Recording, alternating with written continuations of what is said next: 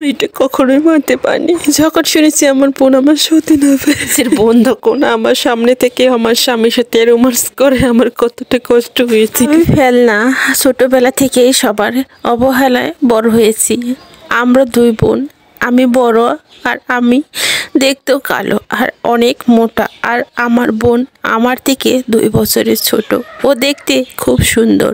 আমার বাবা বড় একজন বিজনেসম্যান, পয়সার কোনো অভাব নেই, কিন্তু ছোট থেকে পরিবারের সবাই আমি কালো বলে বেশি আমাকে অপছন্দ করে। সবাই সবসময় আমার ছোট বোনকে আদর করত, কিন্তু আমার মা আমাকে বেশি আদর করত এবং কি আমার বিয়ের জন্য যদি পাত্র আসতো তাহলে আমাকে পছন্দ না করে আমার বোনকে পছন্দ করত। প্রতিবেশীরা অনেকে না সমালোচনা করত, মা ও বাবা খুব দুশ্চিন্তায় ভুগত আর কিভাবে আমাকে বিয়ে দিবে।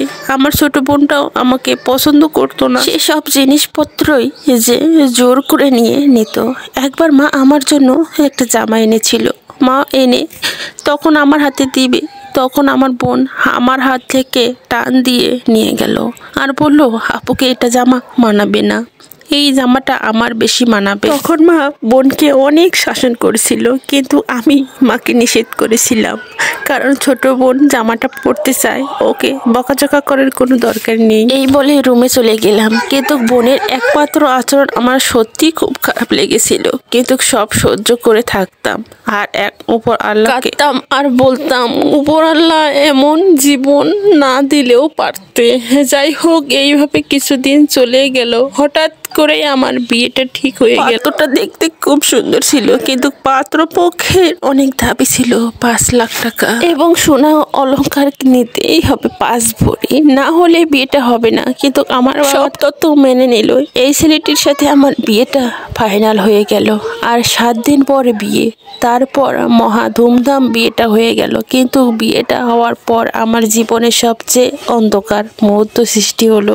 আমার জীবনে অশান্তি নেমে আসে। আমার স্বামী আমাকে পছন্দ করতো না। তারপর 2 মাস পর হঠাৎ মা অসুস্থ হয়ে পড়ে, তখন আমি আমার স্বামী আমার বাবার বাড়িতে চলে আসলাম মায়ের দেখভালের জন্য।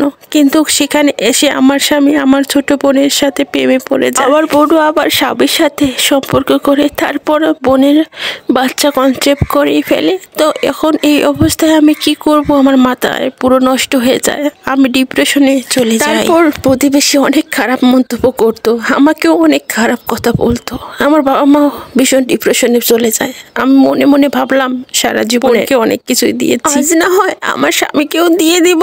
তারপর আমি ভাবলাম যে সন্তানটা জন্ম হচ্ছে, সে এখন ওকে পৃথিবীতে আনতেই হবে। এখন আমি একদিন আমার পরিবারের সবাইকে ডেকে আমার সিদ্ধান্ত জানাইলাম সবাইকে। সবাই শুনে অবাক হয়ে যায়। আমি ভাবলাম আমি আমার বোনের সাথে আমার স্বামীর বিয়ে দিতে চাই, যাতে করে সন্তানটা এই পৃথিবীতে আসতে যে তার বাবার পরিচয় পায়। তারপর আর আমার বোনও আমার স্বামীর বিয়েটা হয়ে গেল। এই দৃশ্যটা দেখার পর আমার আর দেহে প্রাণ নেই, যাই যাই করে। জীবনে ছোট বোনকে নিজের সতীন বানাতে হবে তা আমি কল্পনা করিনি। পৃথিবীতে মনে হয় আমি সেই সবচেয়ে বেশি দুঃখী। মেয়েরা অন্যদের সবকিছুর ভাগ দিতে পারলেও নিজের স্বামীর ভাগ কাকে দিতে পারে না, কিন্তু আমি একটা হতভাগ্য।